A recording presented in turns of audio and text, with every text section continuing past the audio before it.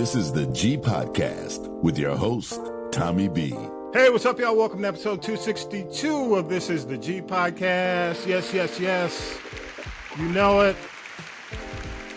If you're in the ATL, it's Sweet 16 weekend. It's also pollen capital of the world weekend for the sufferers like me. I am suffering, but it's all good.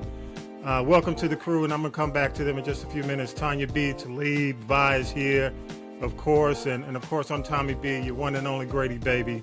Good to see you. I got to welcome one of my favorite people in spoken word, friend of the podcast, two-time Grammy-nominated, Queen Sheba. Got to say what's up, Queen. What's up? Queen, where you at? Wait, you giving us a tour?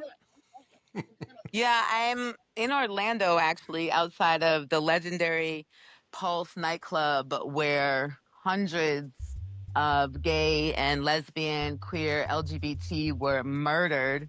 Here's a photo of the memorial. And the city has done a great job with keeping the nightclub here as part of the memorial. I know that we were talking about it last night, and people wanted to move the memorial, but the city has decided to keep it here in memory of all these people that were murdered in that tragic night. Oh my God, it's just really heartbreaking. Here's another picture of the memorial. Here's such a and as a lesbian woman, this is just so heartbreaking.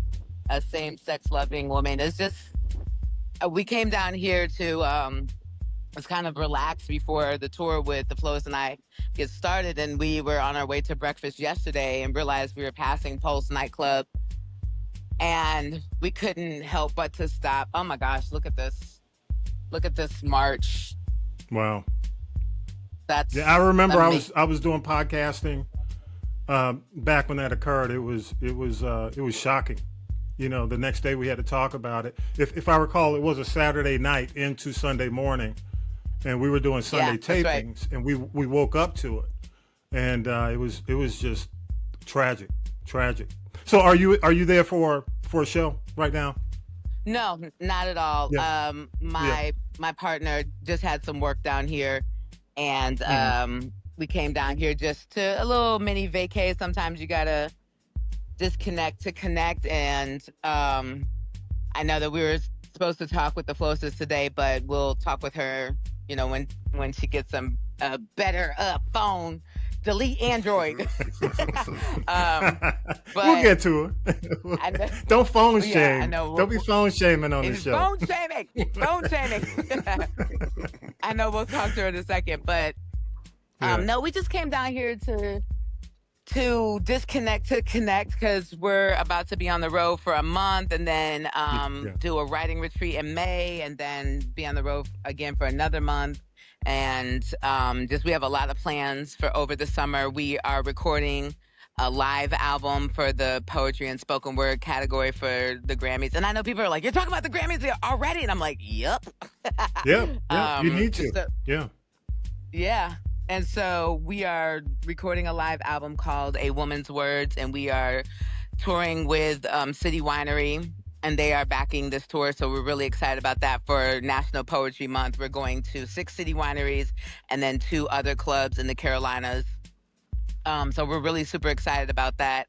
And it's just poetry, a microphone, and some of the poets in each city that are the staples in each city. We're starting in Atlanta, then we're going to Philly. We're going to Atlanta, Philly, Boston, then Nashville, St. Louis, Chicago, and then we're doing Durham and then Greenville. So that we're doing those 8. And then go ahead. Nope, you're fine. And then we have a couple weeks off, and then we're doing a writing retreat in Durham, North Carolina, for 10 women. So we're going to put up that writing retreat probably this week. So as soon as we announce that on social media, please jump on it. And then the Flow Sisters bringing her band back all of the month of June. So City Winery is like, we want to back and support your music efforts too. So I'm going to be hosting that for her, and we're looking for one poet in all 10 cities that City Winery is in, including New York and Pittsburgh, and that's going to be amazing. And then we've been invited to do an offshoot of the WNBA All-Star Weekend with my friend Tasha Jones. So Kevin Hart is running all the official WNBA events. That's kind of interesting. I don't know why Kevin Hart is in charge of the WNBA weekend, but okay. Hey, And you I know don't what? know. Let me say this. I was wondering the same thing. All-Star Weekend for the NBA too. So yeah, but as I saw Talib's hand go up and do the money sign, and he's absolutely right. And as is Tanya B. I mean, for sure. You know, I know Kevin Hart will not remember meeting me, and we didn't meet over comedy. Actually, we met about running. I think it was his daughter. I had a Great Dane then. So Kevin Hart is into running, and I'm a big runner. And he came to Atlanta during June one time. He was doing a comedy show, and he put out a tweet and was like, "Hey, everybody, I'm going to run 3 miles at Piedmont Park." And I brought my Great Dane, and this was like, I don't know, like had to be like 10 years ago. So I brought my Great Dane, and I think it was his daughter, and if it wasn't, then forgive me. But whoever he was, on his entourage, she was a young girl, couldn't have been more than like 12, 13 years old at the time. And she was like, "Oh my God, can I pet your Great Dane?" And I was like, "Yeah, sure." And so we all ran, and my Great Dane loved to run. She was a puppy at the time, 3, but she was 3 years old, but she was gigantic, And so we all ran with Kevin Hart, and she was like, "Let me pet your dog." And so that's how I met Kevin Hart. he was like, "Are you coming to the show tonight?" He didn't know I was a poet or anything. I was like, "Yeah, I'm coming to the show," and then that was it. But so I was like, "Well, hey Kevin Hart, if you ever see this particular podcast, we want to come and be poets in the WNBA weekend, and that would be really weird if you didn't have like a poetry segment in the WNBA weekend, especially with 2-time Grammy-nominated me. So that's weird." Yeah. But anyway, my homegirl Tasha Jones lives in Indianapolis and is trying to pitch that to him. So hopefully he picks it up. But even if he doesn't, we're still going to do our own thing out there anyway. So we have a lot. And then we're going to come back here to Atlanta to do Black Pride weekend, and on and on and on and on and on. So we're really excited that the Flowist says she applied for her visa. So Trump, don't even try it. We did everything legally. We did it the right way. She applied for her visa and she got approved. She's doing her interview with the American Embassy this week. And she got a visa for 3 years. So she'll be back and forth. And we're really excited about A Woman's Words. We've created an American-based business, Trump, okay? Don't be trying to hem us up and shit. Don't give that man power. Don't give him power. Don't be giving him that much power. I mean, you know what? It's not about giving him power, but what he did say was that we get tax breaks for making American-based businesses. So we want the tax breaks. We want the benefits that he promised. So, I agree. Hate his guts as much as I do. I want the benefits that he said that we do get for being an American-based business, for being a Black woman-based business, for being a minority-based business. I want all the shit that you said you were going to give us. I want it. So that's what, that's what's, hey, do what you say you're going to do. So, but here's the deal. You've got the event coming up on April 7th, which as we tape, it's a little bit over a week. It is a live taping, to let everyone know. You're actually taping the album live. One of the big things I know is we're taping the album live. Yeah. So leave gotta all be your on stress time. and everything. Be on time. So the doors open at 6. And from 6 to 7, we're doing a meet and greet, which is an additional add-on. If you want to come to the meet and greet, we're doing photos. We're giving away posters for the meet and greet. I do believe you get a glass of wine with the meet and greet. And that is with me, Floasis, and with the openers. And of course, we had to get Georgia Me, who is the, #1 accolade poet in Atlanta. She has a Tony Award, a Kaumba Award, her own day in Atlanta. So we couldn't do the show without her. That would be ridiculous. Jay Ivey is our special guest in Chicago, which is amazing. We have Amanda Shea, who is our special guest in Boston, and so on and so on. Dichotomy, who is our special guest host in Nashville, and Lightning, who is our special guest host in St. Louis. Who else am I forgetting? blame my head, not my heart. I'm not looking at the No, flyer. that's cool. Philadelphia. Yeah. We have Poetic Soul Queen, who was a Black poet laureate out of Lancaster. Just so many amazing people have showed up for this tour. It is a live album taping, so we're taping all of April, including Durham and Greenville, South Carolina. We're putting the album together. We're gonna mix master it, promote it all summer, make visuals and videos like we do, drop some singles, and hopefully, get all the podcasts and radio stations to play them. And it will be up immediately for Grammy consideration. You know how it goes. You play it and hear it all summer, and then August 31st, round one happens all over again. Yeah, there you go. Like we're right back. We're right back. Hey, you know what? Let me say to you, just keep doing good work. You know what I mean? I mean, ultimately, organic connection. Absolutely. You know, don't worry about the acceptance of the establishment. When it comes down to what y'all are doing, you're doing great work. Great sounding projects, authentic writing. One of the big reasons I'm still a big fan of spoken word, and I'm a big fan of poetry, is you're true artist, and I don't think we've lost that in R&B and hip hop. So really and truly, I admire what you do and what folks in your category do, because the authenticity is there, and that's, just keep being authentic and keep doing your thing. That's all I can say. I appreciate that. The R&B artists and the hip hop artists are starting to reach out to us because they realize that we're not budging off of our authenticity. So I really appreciate that acknowledgement. Well, see, you can't really throw shade because you're an artist. I'm gonna throw a blanket and say you got to read and write. Okay, you gotta reading is fundamental. And live. You have to live. You have to live. You have to take risks. You have to have things to write about and be vulnerable in your writing and take risks in your writing and learn. Reading is fundamental. All of that. That's not coming from Queen Sheba. That's from me in the pod. That's from me. That's my opinion. I'm not saying that there's some really good artists out there, but unfortunately the ones who can read, write, and do deep work aren't always the ones who get appreciated. But Queen Sheba, hey, the event, I'm going to do something separately with the Florissist. Hopefully we'll get to release that this week, but I got to say thank you for taking the time. You're in Orlando, just jumped on with us. I got to give you your applause. As always, you got to hear Thank you so much. You got to hear the crowd. And thank y'all for continuing to listen to Civil Rights. Civil Rights is not going anywhere. That's my current album that is nominated for the 2025 Grammy. It was just 2 months ago, so don't stop listening to Civil Rights. Download it today. Download it. Is on all social media platforms, including Tidal, Apple Music, the other one called Spotify, and everything that is where social media is. Thank you so much to Talib. Thank you to everybody else. Wait, where's your wait a minute. Oh, there's Country.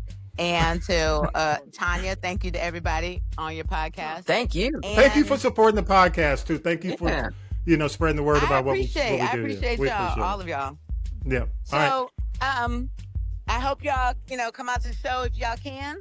And April 7th we start in Atlanta. We go on our tour and we circle back to Atlanta in June. Good deal. Enjoy that Orlando sunshine. We're gonna let you go. Hey, and when you go, let it upload on your phone too, so we can get that beautiful scene. Thank you so much. All right, take care. Bye. Bye, peace. Yes. That was cool. All right, y'all give it up one more time, Queen Sheba. No, the Grammy-nominated Queen Sheba. Yes. Get it right. Right.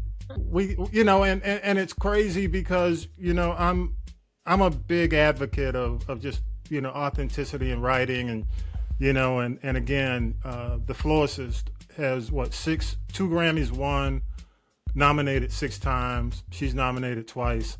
A lot of Grammy nominations, between the two of them, and they're co-headlining that show. So definitely looking forward to it. Hey, let's go ahead and do this, y'all. Let's go ahead and go to the news. We'll come back.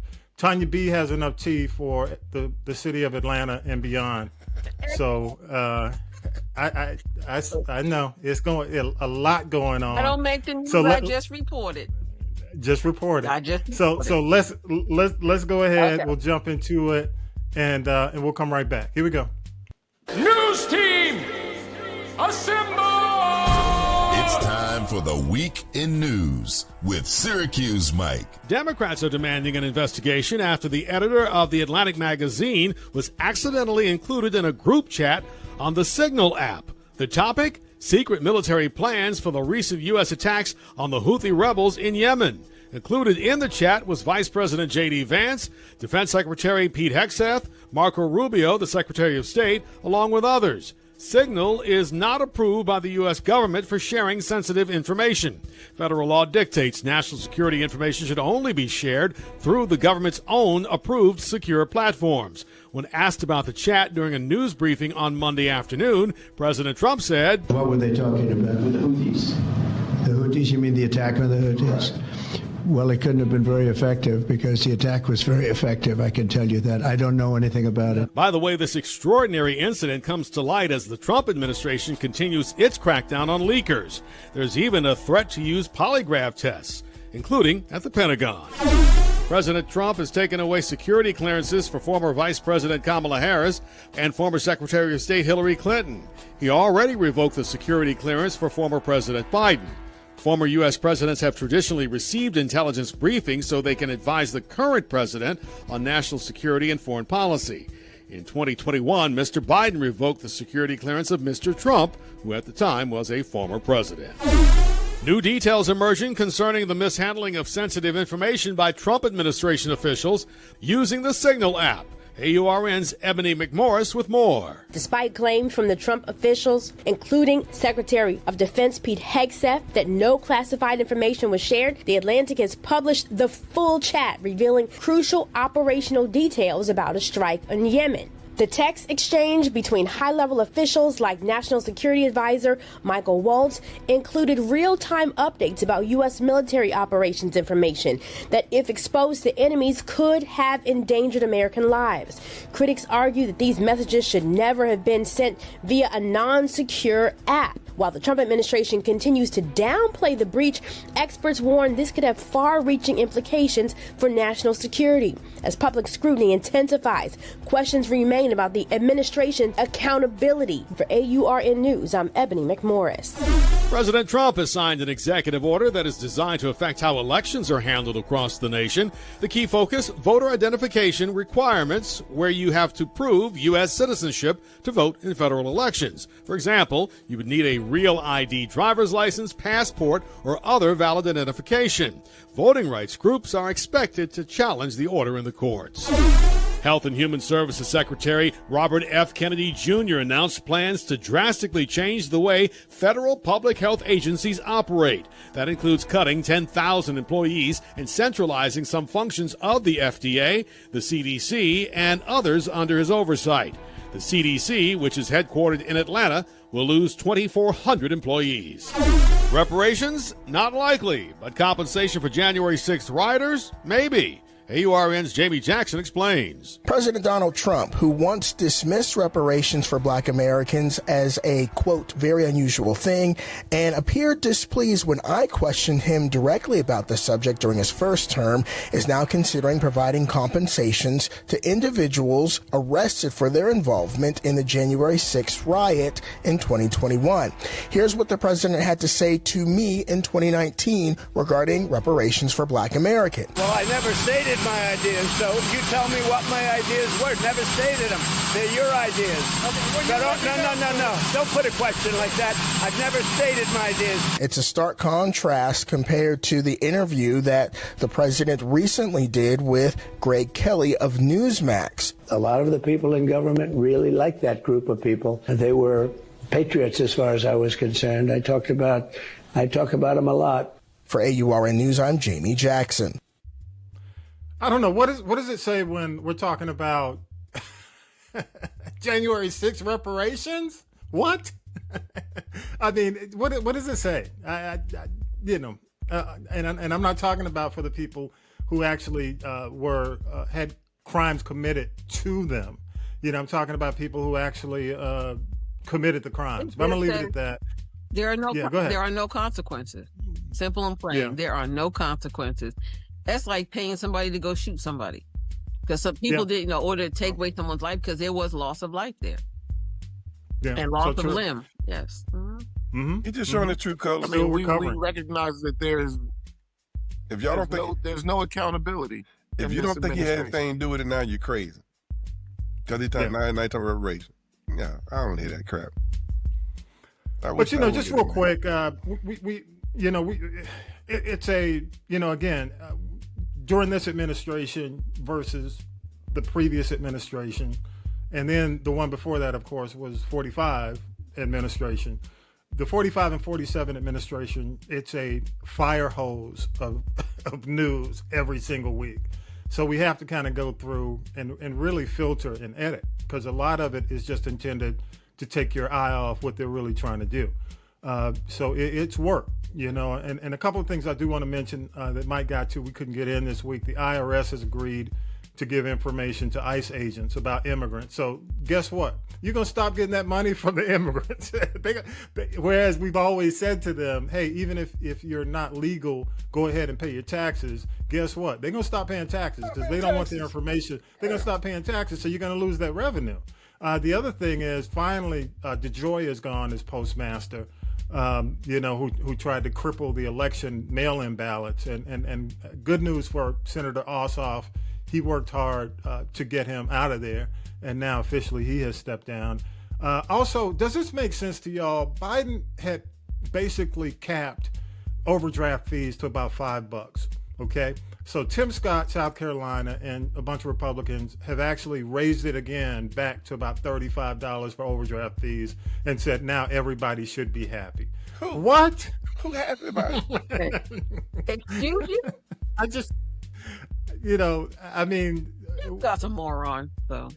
It's just difficult to say, well, you would rather pay the cap of $5. But it just says, hey, look, the bankers basically got us in office, and all our campaign funding came from the banks. So basically, the bankers are happy. Yeah. So, and the big banks are happy. Go ahead, Tony. The fact that, hey, they help, allegedly helping them hide and wash money in other places that, which they'll need. They either get kicked out of office, retired, or prosecuted. But it is what it is. So, the Republicans for the working people, though. Ain't that no, dog. They would for the working people.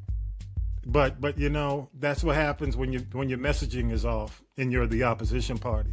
Somebody can come in and grab it, and that's what happened. Real quick, and just a couple more things, and I want to play a clip, Tanya B, before we go to T. I want to get y'all's opinion on. But last thing, prayers to the earthquake victims in Myanmar and Thailand. Southeast Asia, man, over 150 dead. That death toll continues to rise as they find people in the rubble. But definitely our prayers go, to Myanmar and Southeast Asia, Thailand. Okay. I want to play this. This came up this week. And if you would, just kind of hang with me. Here we go. And they understand the cost that is involved. There's 1,000 of you. I said, close them doors. Ushers, close the doors. Close the doors. Close the doors. It's 1,000 that's watching online. This is a small seed. If I get 1,000 online to give this, if I get 1,000 in the sanctuary to give this, that's $40,000 tonight. Now, everyone up here, we've all sold and seeded, but I need everyone standing up here with us, with me, to plant a seed of $100. Because again, it costs to sit up here. And this is what I need you to do. If you're giving electronically, or even if you're giving tangibly, I'm gonna have y'all come to the altar and give it, because I need to see 1,000 people moving. Bring them baskets. I want the baskets up here. I want to see the folk. Y'all start moving. Y'all can bring it right now. Come. 1,000 people need to give $20. 1,000 people need to give $20. 1,000 people online need to give $20. This is easy, saints. All right, so I'm gonna start with you, Vi. Is he right? Hell no. Oh, seriously. Wait a minute, that's it. Go ahead. When I hear stuff like that, my wife, bless her soul, that was she used to get mad at me. I go to a church and the lady said, the pastor would say, God told me for you to give me $50. I said, no. My son, he used to laugh, so I said, no, I ain't hear God say that. Yeah. My wife said, well, I said, I didn't hear God say that. My God said, give you $50. I said, then he said, give cheerfully. I'm not cheerfully giving you right now. So no, I'm not giving you anything. When I hear pastor, that what turns me off from pastoring and stuff like that. And he had to just, you are a stewardship. He said, ask for a cheerful giver. You are demanding me to give you $20. But the fact that you demand me make me say, no, I'm not giving you anything. No. Yeah. Well, I will say this, and I want to go to you, Tanya B, and I'll go to you, Talib, get your thoughts if you have any thoughts on it. I will say that it has gone viral in a huge way. It is all over X, TikTok. It is on Instagram, whatever part of Instagram. I did not realize. I have my thoughts, but I'm going to go to you, Tanya B. Go ahead. Why don't he go invest in a dry wick shirt, first of all? Not the dry wick. Second of all. Yeah, he just sweated out that shirt. Sweat the devil out of him. Jesus. Help me, Holy Ghost. Wait a minute. Ooh. You know what?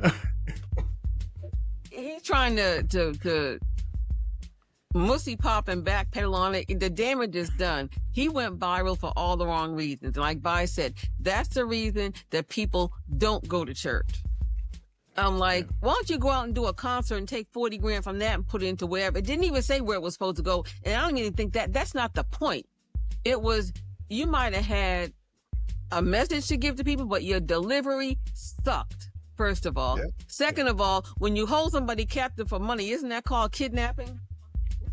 Coercion or something. Whatever. Yeah. And then the other thing is, it's like, and then here come John Gray, who need to go somewhere and sit down and be quiet. He's the last one that needs to be talking about anybody and their coins.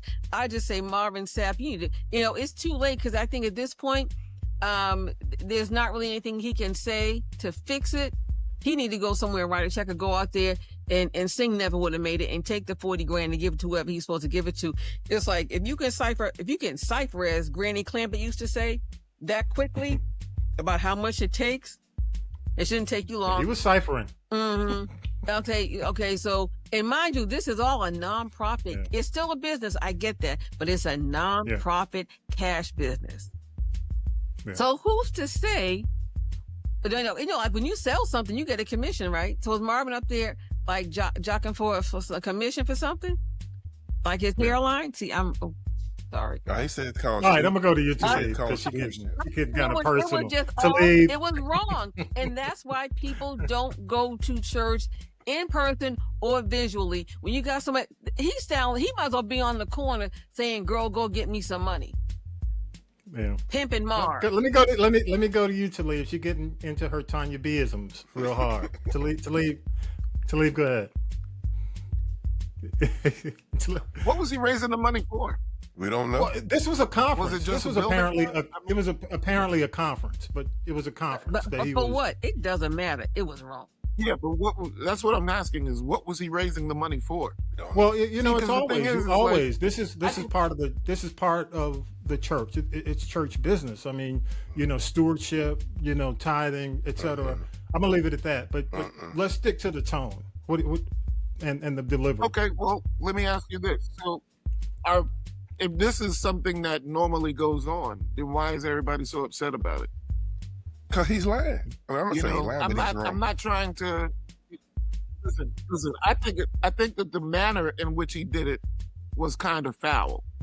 However, if these people were coming to this conference knowing that the conference still needed to be paid for, knowing that there was still going to be some kind of financial outlay on their part to make the conference happen, and he didn't see that, then I could understand why he's a little bit upset. Y'all know that y'all was supposed to kick in. Nobody's kicked in.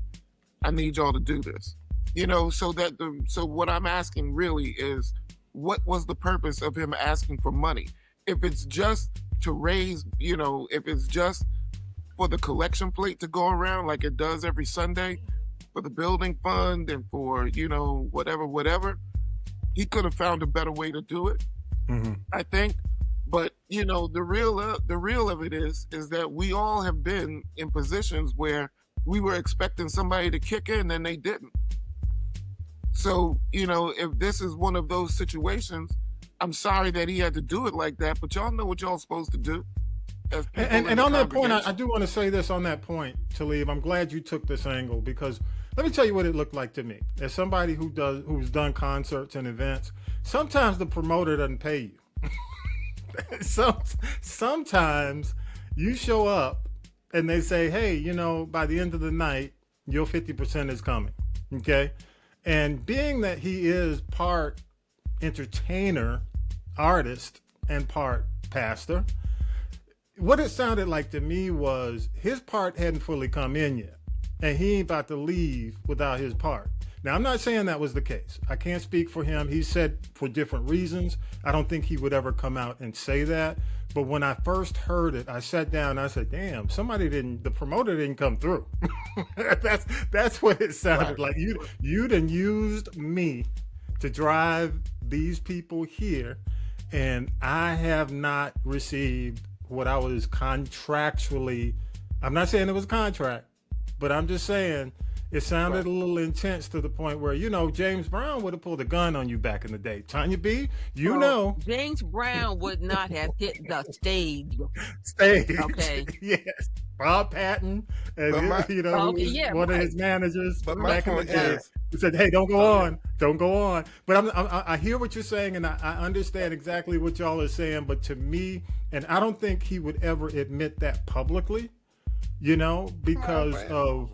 He would have got more money if he was honest about it. I came here, because God told me to come here. But when God told me to come here, they didn't have my money. Then God told me to tell you.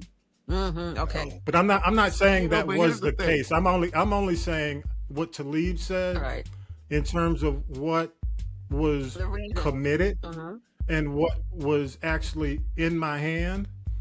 There's a discrepancy. So let me step in and let the people know. Plus, I'm not saying it was right, but is there a difference? Let me ask y'all, is there a difference between doing this and saying, give me your W-2s on an annual basis, and I demand 10% from what you make on an annual basis? If you ask for my W-2, no, there's no difference.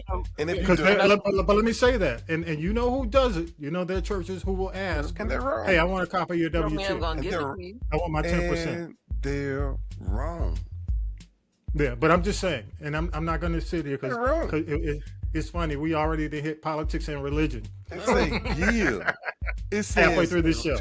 It says to give. It's not saying I'm obligated. It says it's a right. Right. You give what you can. The minute you try to start getting in my pocketbook and counting my coins without knowing what my obligations are, I got no use for you. Bye-bye. Okay. And then, all right. Hey, let's do this, Vi. Let's do it. Go ahead and finish up, and Talib, I'm gonna let you wrap it up because Talib, in fairness, had one more thing to say. Go ahead, Vi. My problem is, then say who you are. Are you a pastor or you're a gospel speaker? If you're a gospel speaker, you expect your coin. If you're a pastor, you're doing it for the people and you're doing it for God. So which one you are? That's it.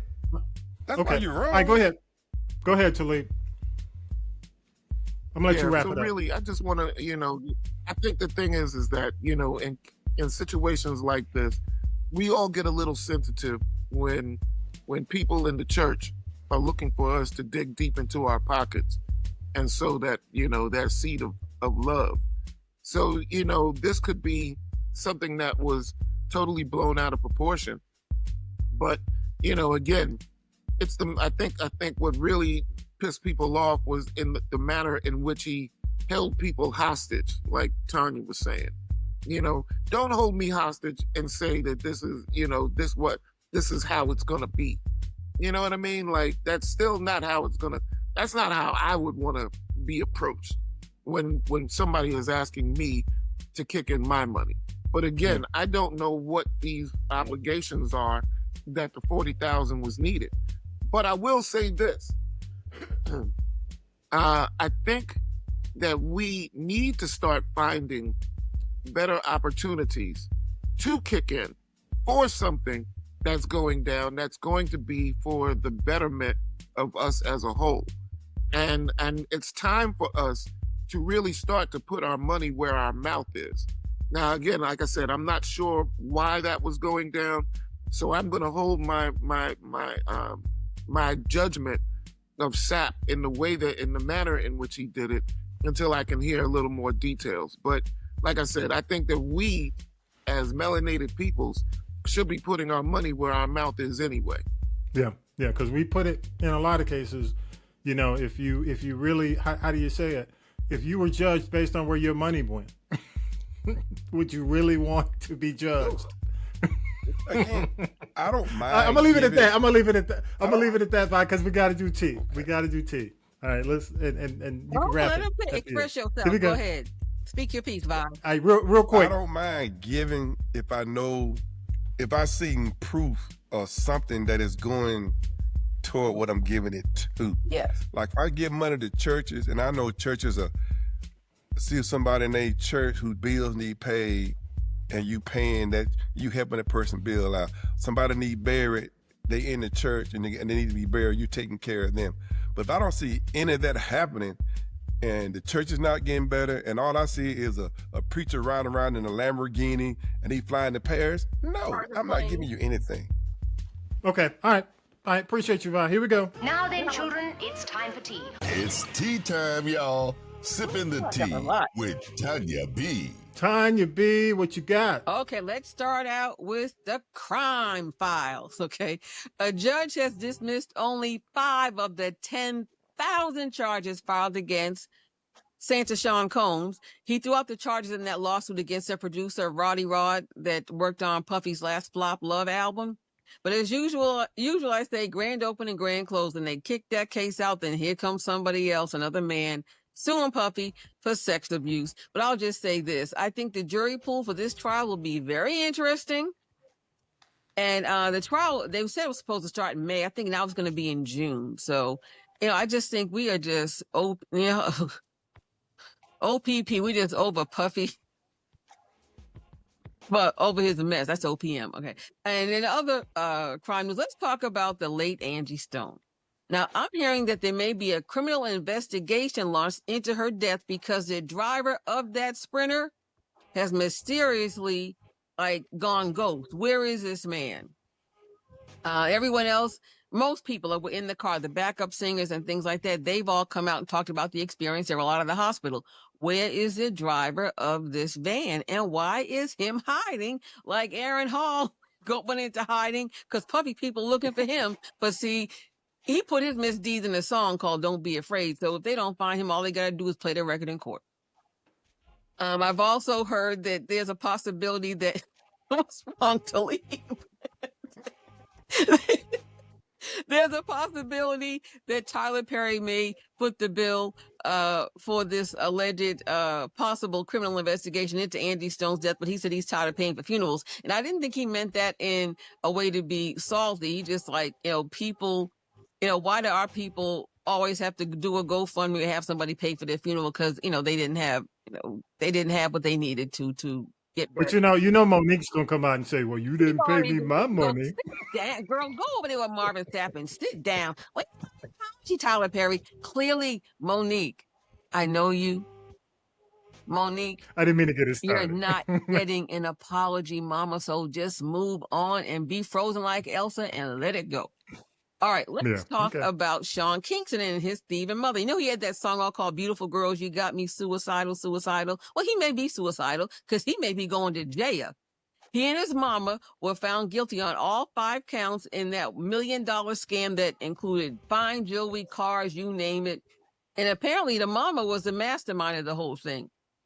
I saw Sean up there in court crying yesterday. He's going to be doing more than crying.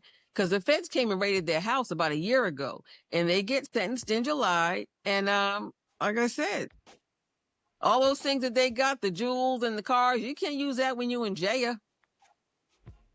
Okay. Now let's talk about TD Jakes. He did the talk show circuit this week, and he admitted that that medical situation he had was actually a massive heart attack, and the EMTs told him had they gotten there 5 minutes later, allegedly, he would not have survived. But while he talked about that, he talked about I said maybe he was all stressed out from his alleged connection to all of the Puffy mess, and the fact that there's this pastor that said T.D. Jakes sexually abused him 40 years ago. He's like, I haven't seen that man in 40 years, but he sure found time to promote his upcoming conference. So I'm glad that he's on the mend and doing better. That's fine. We talked about Marvin Sapp. He's a Sapp. He's living up to his name, that's for sure. Now let's go to celebrity love and marriage. Love and marriage. If anybody cares, Vanessa Trump and Tiger Woods are officially booed up. And I hear that there's all these porn stars that Tiger Woods used to give all these lavish gifts and all of this money to. They're mad because now Vanessa has cut off their bag, because he used to have his own type of sex parties too. Now, he's not a church mouse, so really his back may not have hurt as much as he wanted us to believe it did. But also booed up is Mariah Carey and Anderson .Paak. They're official now. And we talked last week about Quinta Brunson, how she's filed for divorce from her husband of like 3.5 years. She didn't have a prenup, but she's no dummy. She's protected, as are her coins, because she has a postnup. Okay, so good for her. Yeah, she's protected. Now let's go to the Jesus Take the Wheel section of the Tea People. I want to say prayers up to Elton John. His last tour was really his last tour. Elton John is losing his sight and his ability to walk. He said he's had some very dark days, but he also has very young children. So I hope that he can find a way to make peace with it. I know that's difficult when, that's the way you make your living and you're used to being independent. And we got to say, chances are, Johnny Mathis, if you don't get to I think the NJ Pack in New Jersey on May 18th, chances are you will never see him again in concert. He's retiring. He's got some health issues. He is approaching 90 years young, but he's also having memory issues, so he can't remember the lyrics of the song. So, he's had an amazing career. And one thing about Johnny Mathis? You never really heard a whole lot of mess about him and his personal life. He's like, it is what it is. Let's keep it moving. And people just seem to love him, but he's always, kept his affairs in order and not been messy like people I've been talking about.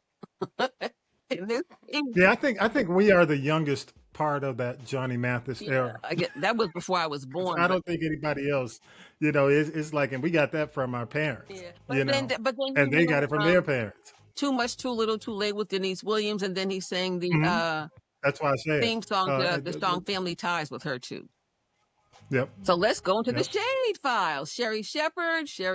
Her show just got renewed for the 4th year. And she said she was at the Broadway play Othello starring Denzel Washington. And Nia Long came up to her and she said, I was almost attacked. And she said, why are you shading me? And Sherry's like, what are you talking about? I don't shade anybody. So we don't know if it was something that Sherry might have said about that mess when Nia was really embarrassed with her ex-fiance's Misha Goss when he was with the Boston Celtics. I'm surprised he actually still got a job. I think he's coaching the Houston Rockets now. But why is Sherry still talking about that? Yeah.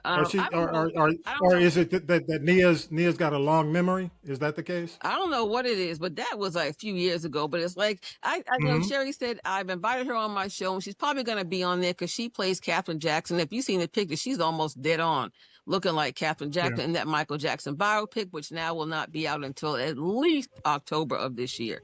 So she'll be making the talk show rounds, but whatever the case may be. Jesus Take the Wheel again. Will Smith, West Philadelphia, born and raised. He just recently, earlier this week, had a street named in his honor near his high school, Overbrook High, where everything started with him and the Fresh Prince.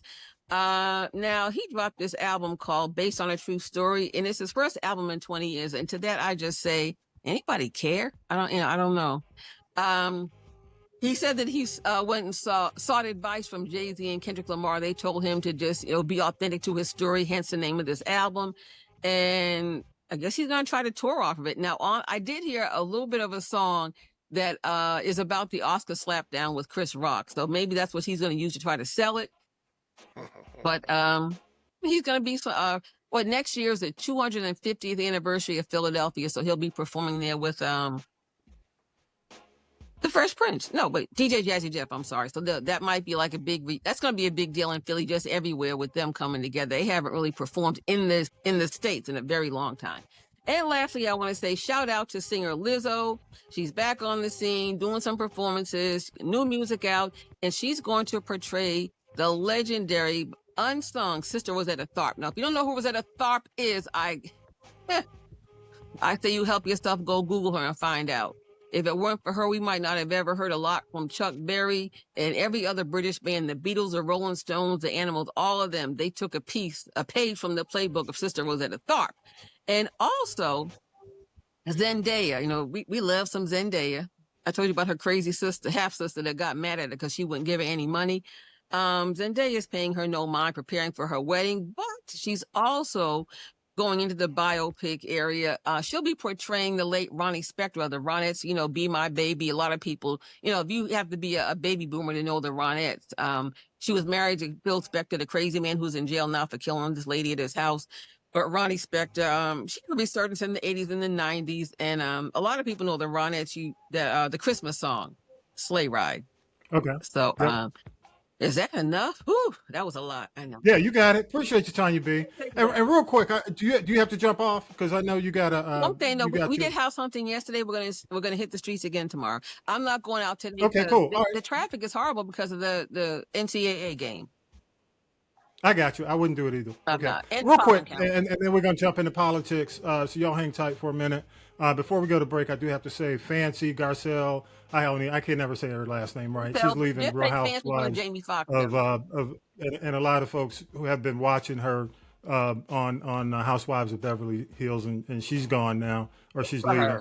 And also, I got to say this, and it is pop culture, and I really don't care about a Stephen A. LeBron beef. I really don't care. I mean, it is manufactured. It is. I mean, what a waste of time. Honestly, and I hate to see it, and I have to call it out because it just feels so manufactured. You know what I mean? And I'm gonna leave it at that. That's all I wanted to say. About it. I see you shaking your head, Vi, and I know you have your. Vi, what are your thoughts? Because there's no winner in this. There's two black men going against each other. Right. It's a waste. Right. It really is a waste. They're two millionaires. Whatever he said. Just move on. I mean, we got bigger fish to fry, and we'll get into it on the political side. We got some huge, massive issues in the community, and it's just a waste of time. Right. All right, so let's go ahead and do break real quick, and we'll come back right after this. Here we go. We take a note. Every week, buddy.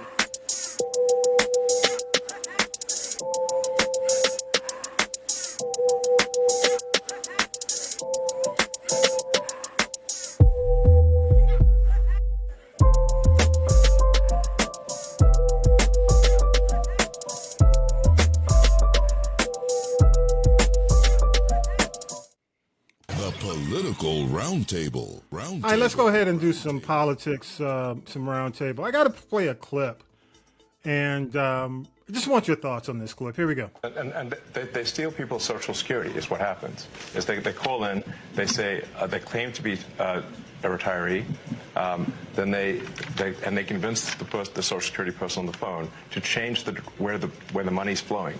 It actually goes to some fraudster. This is happening all day, every day. And then somebody doesn't receive their Social Security. It's because of all the fraud loopholes in the Social Security system. How do you reassure people that what you all are doing is not going to affect their benefits? No, in fact, what we're doing will help their benefits. Legitimate people, as a result of the work of DOGE, will receive more Social Security, not less. I want to emphasize that. As a result of the work of DOGE, legitimate recipients of Social Security will receive more money, not less money. All right. I want to emphasize that point and let the record show that I said this, and it will be proven out to be true. Oh, hell yeah. We're going to remind you. This show will remind you. Every single week, we're going to be reminding you. You said that. And that was Elon Musk defending Doge on Fox News, talking about Social Security. Vi, you up first. You believe him? What is your Social Security pay based on? It's based on what you put in. So how the hell am I going to get more money then? Because I'm not putting more money in. So how the hell am I going to get more money then? Explain that to me. He clearly don't know how Social Security works. Versus disability, people who are disabled. But yeah, I mean, that's the premise. Yeah. So you don't know how Social Security works. Then like he talking about. Yeah, go ahead. You're closing the offices down. Like he closed the one in Columbus down. Thank God I got my handle, but it got closed down. So now I gotta go all the way to Birmingham if I want something done now. Oh my God. That's ridiculous. You are not helping us at all. Even if we could get more, which is a lie, you're making it more difficult to get the benefits. So which is the goal.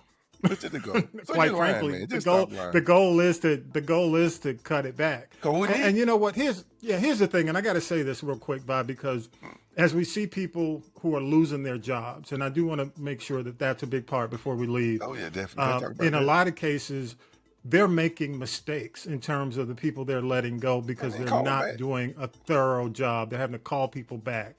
And you know, how can we trust with all the errors and the mistakes, not even to mention the signal controversy, all these mistakes and our livelihoods are placed in this man's hand. Go ahead. One more thing. I'm going to go to Talib. The question should have asked him, what do he mean by Social Security being a Ponzi scheme? Yeah, that's the thing. Ask him to explain that. Because last time I checked, I put money in there. If you don't do anything, they send you your statement. Didn't they send you a statement? They sent you a statement. You got to stay. Absolutely, they sent you a statement. If I'm correct, you can go online and you can view how much you put in, and then you see what you're getting back. Right. Yeah. So based on the year you retire. So if you don't do anything else, just give me mine back then. Since such a damn give me mine. Give me mine back. Yeah. All right. Hey, Talib, you had anything, or just go to Tanya B. Talib. Yeah. My thing is, does Elon know how anything works? I mean, we've seen that all the cyber trucks are getting recalled. He's calling SSI a Ponzi scheme. I mean, this guy, I'm not saying he's not smart. He's definitely smart. Because obviously he's made some good decisions. But he's an idiot. He's got no social skills. He's got, I mean, him and the Doge and everything that he's doing, the way he's moving shows where his focus and attention is really at. Yeah. It's about creating the illusion of chaos so that Donald Trump can make all the little necessary moves that he needs to make. Yeah. I found out that after listening, Elon Musk is actually involved in a few other countries doing the same kind of Doge thing with them. Absolutely. And they're all in shambles right now. Yeah. You know what I mean? So what is your ultimate goal? Yeah. You know what? I want, before I go to Tanya B, I do want to say this. How many venture capitalists, or because that's all I look at. I look at him, even with Tesla. He wasn't the brains behind the technology of Tesla. He bought the company. Same thing with X. He bought the company. Right. He's no different to me. I look at him as a VC, okay, a venture capitalist. It's no different than Thomas Paine, right, or KKR. Some of these, raiders, who go in, and I've not seen a VC truly go in and do the right thing by these companies to the point where they come out well on the back end, because most of them go bankrupt. Look at Toys R Us. Huge example. There's so many, and I just mentioned Toys R Us because everybody knows Toys R Us. There's so many companies where VCs have gone in. Hey, we're going to reduce. We're going to make it more efficient. We're going to clean up. And typically these companies go bankrupt. So that's what it says. Right afterwards. Right afterwards. Tanya B, you got anything on this real quick? Or no, go ahead. Finish up, Talib. Talib, you want to finish up? No, all I was going to say was, this is what we saw with Bain Capital. Mitt Romney took over Guitar Center and took over Fender, and those are just the ones that we know. You know what I mean? Like, what about all these other? They put their cronies in. They take all the money out. It's the corporate raiders, and this is what's happening. This is the way that they're treating America right now. America is not a corporation to be raided. Yeah, period. I agree. So you guys need to get the fuck out of the way. No, I agree with them. Yeah, they're just, like I said, they're doing this to deflect while they over there doing, doing the real big crimes, so we don't catch it right away. And by the time we catch it, it may be too late. And I believe this country will be in a shambles because, I mean, he needed to go. He couldn't run for dog catcher as far as I'm concerned. But see, the thing is, he found, just like Trump 45, I'm sorry, found the weakest link when it comes to like the lowest quotient of intelligence. Musk found that in 45, and since he's not a U.S. citizen and he can never be an elected official politically, it's just like you said, Talib, he's just going, well, I can't do this. I'm going to go over here and do that. And then he's going to walk away, and it's going to be in a mess. And then Trump's going to get amnesia. And we're going to be, if you remember, I remember riding around in a car with my sister in the 70s. If you recall, when they were rationing gas, you could only get $3 worth of gas, and you had your tag on even day and the odd day. We're going to end up like that. And it's like, it's not going to be pretty. And for the people who may want to, will get SSI or some Social Security because they had a job that didn't pay a lot, we're going to have another depression in this country. It's going to be 1929. People are going to be jumping out of windows, I'm telling you, all over again. And those people are going to be long gone with the money. Ooh. They will take no accountability for how they screwed up everything, and then they're going to blame it on somebody else. But let me say this, and I want to move on to the next thing. I think people want efficiency. Okay, we all want efficiency. We know that there's a level of issues within. If anybody's had to do business with the government, it's not always pretty. We know that there are challenges. But I will say this: if you're going to say, "Well, I can show you the numbers," then show me the damn numbers. Don't send me to X. To look, you know what I'm saying? I'm not going. Why should I go to X, a social media platform, to look for your numbers? No, you need to be really always wrong. The transparency's not there. The numbers are wrong. Let me tell you, if they were getting this right and the efficiency was there, the numbers were right, and you could prove it, I wouldn't have a problem. The issue is all these major newspapers and media organizations are looking for correct statistics. They're looking for the numbers, and nobody can find correct numbers. That's my issue. That's the concern I have. All right, here we go on the next thing. And this is April 5th. I know y'all have probably heard about April 5th. A lot of folks are calling this the Mayo March. And this is why they're calling it the Mayonnaise March. And this is on social media. Black folks have seen this. Here we go. 1 million people are going to march in the United States on April 5th. 1 million people. Sit your black ass down.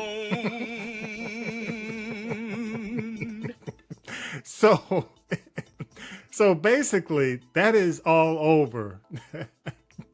Vi, do you agree? Black people need to sit their black ass down. I don't know. According to our ancestors. That's supposed to be our ancestors. My thing is, April 5th. Ain't they protesting against Elon Musk and what Trump doing?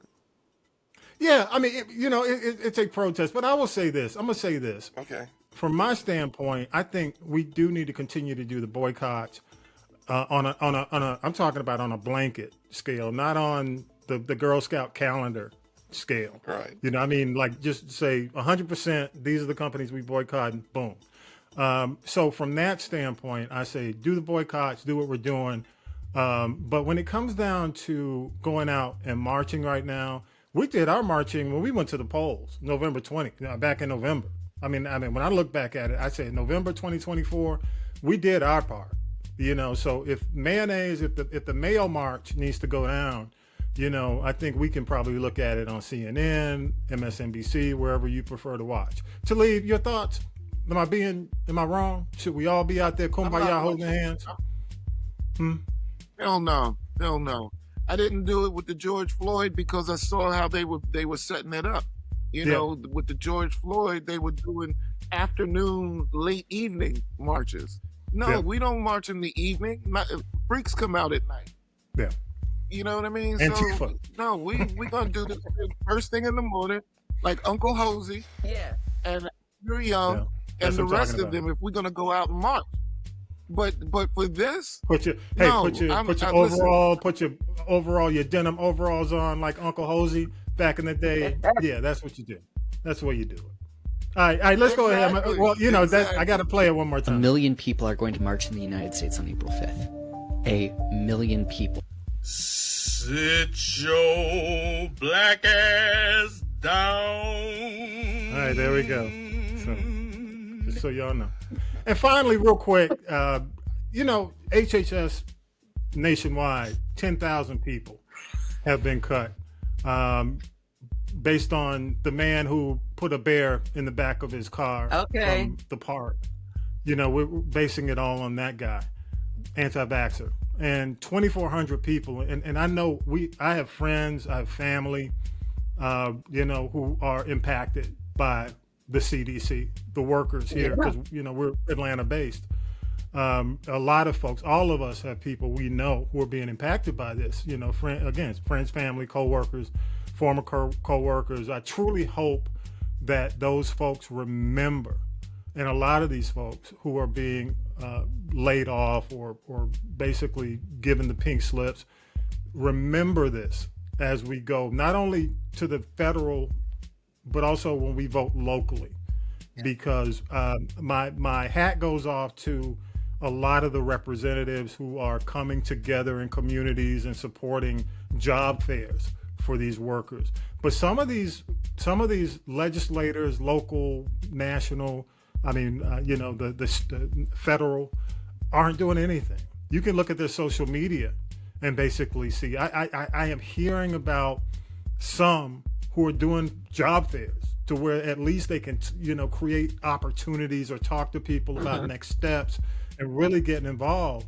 But I think I say to the people who are being impacted, unfortunately, by this, pay attention to the people who are visible right now. I mean, you know, I know that some of the Democrats have that strategy of ignore and just let them make these mistakes, but people's lives are being impacted by this. Pay close attention to inactivity during this period. And my hat goes off because I know Sanford Bishop, his district, he was out doing a job fair, visible, doing this thing, but I'm not going to call names right now. I think folks know who the ones who are visible and the ones who are not. Yeah, I'm going to leave it at that. I will say that. All right, any other thoughts? I think RFK is impacted. And I mean that, or he's trying to impact the rest of us, you know, by sticking this shit up our ass. Like we're supposed to just believe it. Like this is like, yo, this is stupid. This is another stupid thing. How if you know, again, if we are really out for efficiency, there are plenty of ways to look at, as an employer, who's efficient and who isn't. Yes, cut the fat. I'm cool with that. Right, cut the fat. I'm cool with you getting rid of stuff that has nothing to do with nothing and is a waste of money. But that's not the way you guys are going about this. You guys are going about this totally the wrong way. And I don't see how they can. I don't see how these communities could benefit when it comes down to you cutting HIV. They're cutting the wrong stuff and the wrong people. You know, anything that benefit the people they're getting rid of. When there's a rise. But go ahead. I think anything that the big corporations or the big bank is not getting a piece of, they're getting rid of. Yeah. So true. Okay. All right. Hey, Talib, I'll give you the last word, and then we'll go ahead and wrap this up. Go ahead. Last word on this. Or I don't know, Tanya B, do you have the last word? Everybody said, I just think they're cutting the wrong people in the wrong places, and it's going to backfire. That's all. But look, we got to get. We need people to pay attention for the hypocrisy. They're impatient. If they did the right thing, look at the paperwork, look at the counseling, and see people who getting bad counseling, good counseling. But when you when you fire a person who just got a great counseling, and then your reason for he was a bad employee, I just tell you, they don't know what the hell they're doing. They're doing a blanket firing. They just fire everybody. Yeah. They got a number they want to reach, and that's what they're doing. They got a goal they want to reach, and they no matter who affected, he want to be able to say, I fired 50,000 people. That's all he want to say. I agree. All right, let's go ahead and wrap it up. It's time to wrap it up. This is the G Podcast. Hey, y'all, we'd love your thoughts. You can go scan the QR code, logo, social media. Our links are there. Also, again, social media is a big part of what we do. We're always posting, so the QR code's always there. Choose the people poll. You can leave us a voice message. I'd love to know what you think. On TikTok, sometimes I have to turn the comments off because there's some idiots. I ain't even trying to reply all day. Don't forget, y'all, support the podcast. Wait a minute. Hang on. Let's do it. There's 1,000 of you. I said close them doors. Support the podcast. Ushers, close the doors. Support the podcast. Close the doors. Close the doors. So close the door. Support the podcast. What if you go to the restroom and they close the door? You dodged a bullet. Shoot. If it didn't work for him, Bako, it ain't gonna work for us. Tommy B.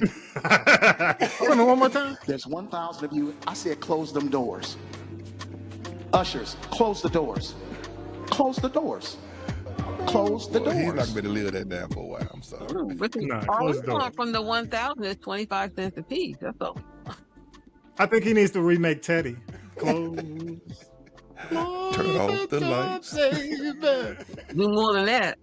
All right. All right, y'all. Don't forget we are a Spotify podcast. This is the G Podcast. Follow us there. Final shout outs. I'll go to you, Tanya B. You first. Just thanks for everybody who supports the podcast. Don't forget to like, subscribe, and share. 25 cents a day. 25 cents a week get you your 25 or 25. And don't forget. Close the doors. Close the doors. Close the doors. Stop. Go ahead. Like, what? And don't forget to scan the QR code. Check out the Birdwire for the best new and classic independent music right here on Castropolis Podcast Network. That's right. Vi, you got any shout outs? No shout out. I just guess that people, there's a lot of crazy stuff going on in the world, but really, life is still good. Enjoy it. Laugh at it and move on. Life is good, people. Make it what you want to make it. Good stuff. Talib, final thoughts? Talib. Yeah. Just pay attention. Pay attention. That's right. Pay attention. Pay attention. Yeah. It is definitely one of the biggest. It's like the shell game. You know what I'm saying? It's a shell game every week. It is, a shell game where you following that shell and they keep misdirecting. It is a shell game. It's a big shell game every single week. So as somebody who follows the news to do a podcast, it's like a big shell game. But I will say this, y'all. I agree with you 100% on pay close attention to your representatives and their presence right now. I know there's this big mandate that what's his name? The Raging Cajun told them to, play dead and don't do anything during this period, that it'll all be over. They'll make the mistakes. But when you're dealing with a cult, you still got to protect your people, and I'm just like saying to all these federal workers, please, ask your representative what they're doing during this period. You live in Atlanta, you live in the Atlanta area, go to your representative, say, hey, I've been let go. What are you out here at least setting up to help me get through this to a certain extent? Because federal government, it's not always about them. In a lot of cases, about yourself. So I agree with you. You got to pay attention. If you want change, you got to be willing to make change if you want it. Okay, so stop settling for the same people because y'all keep voting them back in. All right, y'all. With that, indeed. Thank you all. Country commentator Tanya B, Talib Shabazz, man, appreciate you.